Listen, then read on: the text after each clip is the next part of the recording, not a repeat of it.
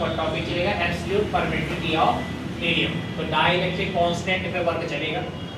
A force between two charges Q1 and Q2 located at a distance r apart in a medium can be expressed as। Formula क्या बना, in medium की बातें चल रही हैं। तो ये वाला जब क्वेश्चन बन रहा था तो ये वैक्यूम पर चल रहा था और ये वाला जो चलेगा F मीडियम पे चलेगा। फॉर्मूला बनेगा 1/F Q1 Q2 r²। अब यहाँ पर 1/4πε0 की जगह पर हमने लिखा है वहाँ पर एफ साइलेंस। एफ साइलेंस का मतलब यहाँ पर हो गया नॉट ना लगाने का मतलब हो गया कि कहीं ना कहीं ये कोई मीडियम में हुआ है, ठीक।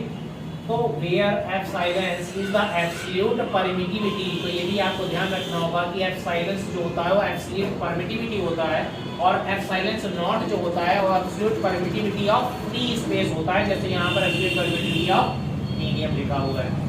तो अब मैंने बोला कि एफ वैक्यूम का आपका निकल के आ चुका था पहले वाले में और सेकंड वाले में एफ मीडियम का निकल रहा है। फॉर्मूला पहले वाले में मेरा निकल के आया 1/4πε0 Q1 Q2 r²। और यही अगर फंक्शन मीडियम पे निकल के आएगा तो 1/4πε1 Q1 Q2 r²। तो अब इन दोनों से क्या हो जाएगा, बाकी सब कुछ कैंसिल हो जाएगा, रिमेनिंग बचेगा क्या, ये अपर साइड में जाएगा तो F silence not upon F silence not हो जाएगा। अब अगर चाहेंगे यहाँ पर तो हमारा रेशियो बन के आया ये।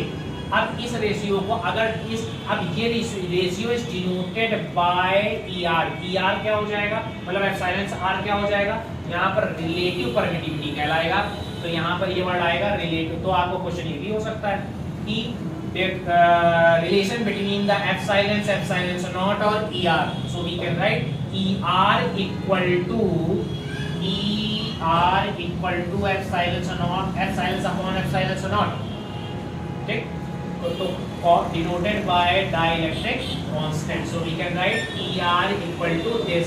अब अगर ER इक्वल टू दिस होगा तो ये कांस्टेंट है ही यहाँ पर लगा हुआ है, तो ये क्या हो जाएगा, यहाँ से मल्टीप्लिकेशन हो जाएगा।